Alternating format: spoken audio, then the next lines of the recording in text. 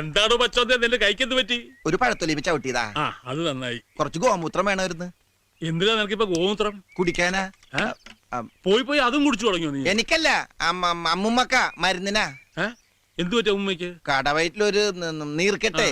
അപ്പൊ വൈദ്യര് പറഞ്ഞ് ഗോമൂത്രത്തിന്റെ അകത്ത് ഇങ്ങനെ ഉപ്പ് കലക്കി കൊടുത്താൽ ശരിയാവും പറഞ്ഞു. ആ അമ്മണിയുണ്ടോ അവിടെ? ആ അമ്മണി എപ്പോഴാ മൂത്രം ഒഴിക്കണ? എന്താ? അമ്മണി അടുത്തല്ല, പശു എപ്പോഴാ മൂത്രം ഒഴിക്കണ?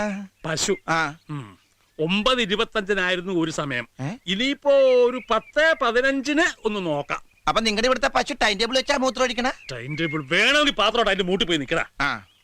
നിക്ക് ഇതൂടെ പശുവിന് കൊടുത്തേക്ക്. ഇങ്ങനെ ശരി. പഴം കൊടുത്താ മൂത്രം ഒഴിക്കായിരിക്കും അല്ലേ? കൊടുത്തു നോക്കാം. പഴം കൊടുത്താ പശു മൂത്രം ഒഴിക്കും. അപ്പൊ ചാണകിടാൻ എന്താണാവോ കൊടുക്കുന്നത്? നീ തൊഴുത്തി പോയി.